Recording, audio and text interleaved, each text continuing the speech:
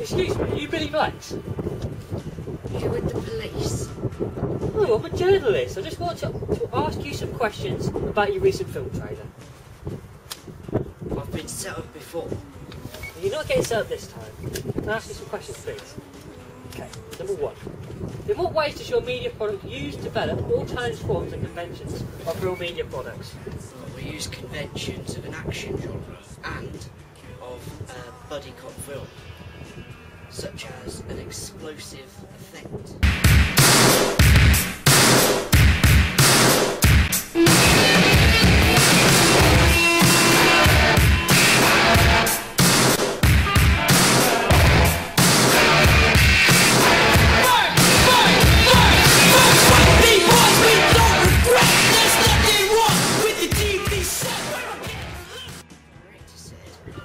Some new modern-day action films usually use explosions to try and entice the audience. This is seen in films like Red and Die Hard.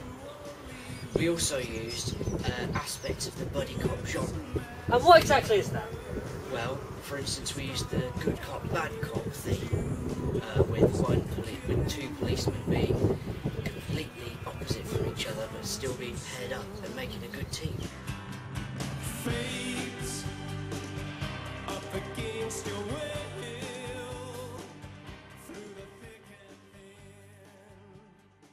For example, one of them being very formal and punctual and quite kind, and the other one being aggressive and bloodthirsty. Personally, I think the director should have gone with no police. The director developed these conventions, and he used different work, such as TV drama like Life on Mars, to help him with this. There are also a lot of explosions in Life on Mars, and the director used these to see a more neutral acting style towards explosions. This really helped all the characters with their acting. Anyway, mate, I've got to go. I've got to see a man about that. Come on, be patient, mate. We ain't got long to go. Just ask the rest of the interview and you can go. Well, if I've got to stay, can you at least lend me a flag? I'm playing now, mate. I ain't got nothing. Just answer the questions. You can do whatever you like, alright? Alright.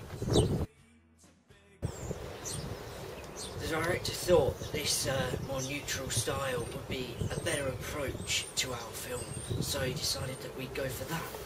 But obviously he needed to keep it in the action genre, so he decided that some of the characters should maybe act a little bit startled towards the explosion.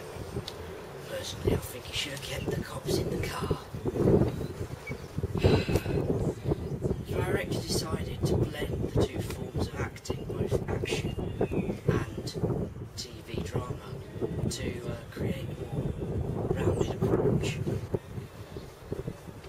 In films, usually an explosion is followed by some of the key characters acting very surprised or upset, whereas in TV drama they seem more shocked and unable to actually process emotion. The director thought that this, even though it wasn't in the correct style, would have been better for our piece.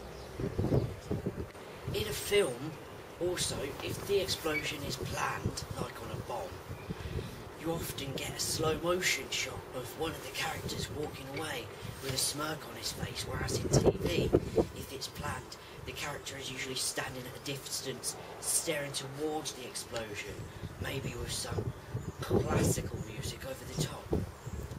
Well, the director thought that he liked the slow motion approach because it was more like film and that's what we were doing, but he decided he didn't want them to be smirking. He wanted it to be kept a mystery to the audience, whether or not the bomb was planned or if it was surprise.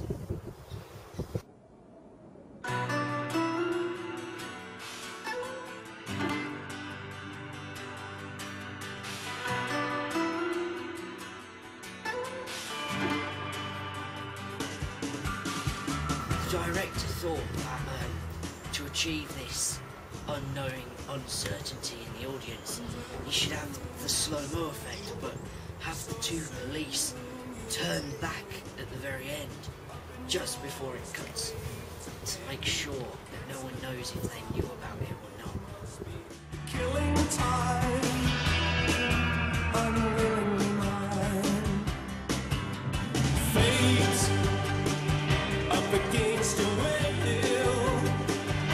the thick and